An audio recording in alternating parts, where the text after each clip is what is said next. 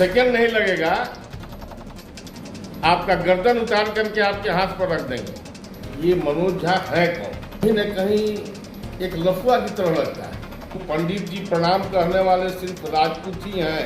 पुरानी कहानी याद मत दिलवाइए। चूल्हा मिट्टी का, मिट्टी तालाब की, तालाब ठाकुर का, भूख रोटी की, रोटी बाजरे की, बाजार खेत का, खेत ठाकुर का, बैल ठाकुर का, हल ठाकुर का, हल की मूठ पर हथेली अपनी, फसल ठाकुर की, कुआं ठाकुर का, पानी ठाकुर का, खेत खलिहान ठाकुर के, गली मोहल्ले ठाकुर के, फिर अपना क्या, गांव, देश, शहर। और मैं फिर से क्लैरिफाई करता हूं, वो ठाकुर मैं भी हूं, वो ठाकुर संसद में है, वो ठाकुर विश्वविद्यालयों में है, वो ठाकुर विधायिका को कंट्रोल करता है। इस ठाकुर को मारो जो हमारे अंदर है।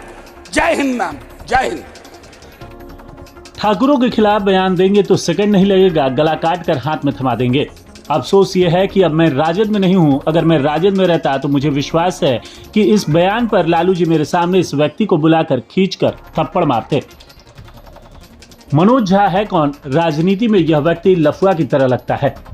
यह सब बातें आरा से बड़ारा के बीजेपी विधायक और पूर्व मंत्री राघवेंद्र प्रताप सिंह ने ठाकुरों पर दिए गए बयान पर कड़ी प्रतिक्रिया जताते हुए कही।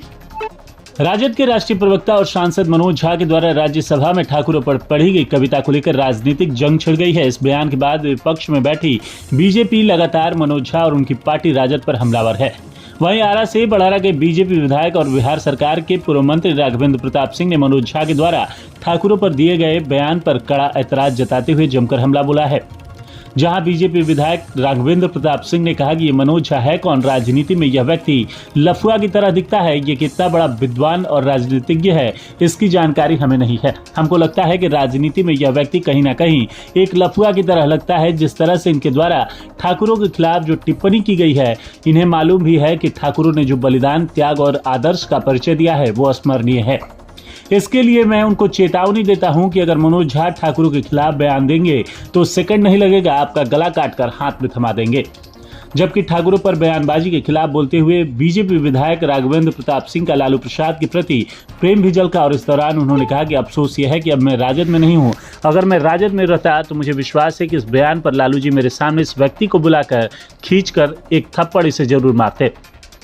राघवेंद्र प्रताप सिंह ने मनोज झा को अपने दिए गए बयान को वापस लेने और छत्रियों से माफी मांगने की सलाह देते हुए कहा कि अगर मनोज झा अपने बयान को वापस नहीं लेते हैं तो छत्रियों से सार्वजनिक रूप से माफी नहीं मांगते हैं तो उन्हें छत्रियों के आक्रोश का सामना करने के लिए भी तैयार रहना होगा।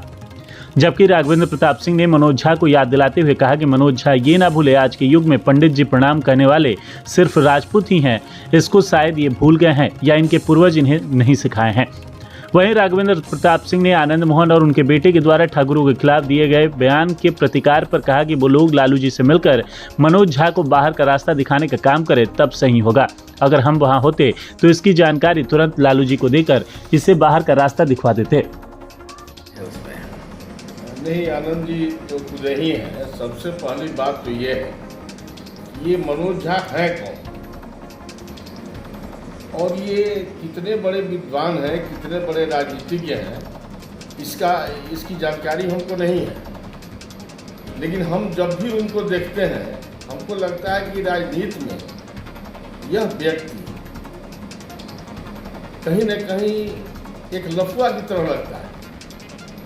देखिए आज इन्होंने जो टिप्पणी की ठाकुरों के बारे में, ठाकुरों के इतिहास के बारे में, उनके द्वारा किए गए त्याग के बारे में, भगवान राम का स्थिति हो, चाहे कई लोग ऐसे हैं जिन्होंने अपना जो उदाहरण प्रस्तुत किया था त्याग का, तपस्या का, बलिदान का, और साथ साथ में समाज के हर रूप को, हर समाज के हर अंग को उन्होंने स्वीकार करने का काम किया, उनको इज्जत देने का काम किया। झा जी से हम एक ही बात कहना चाहते हैं कि झा जी, आपने जो टिप्पणी की है, कौन क्या कह रहा है इससे राघवेंद्र को मतलब नहीं है।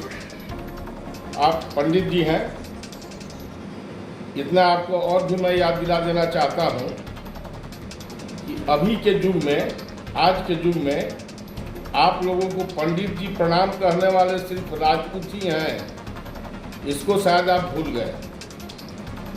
एक बात आप और भूल गए, हम लोगों पर कमेंट करने के पहले,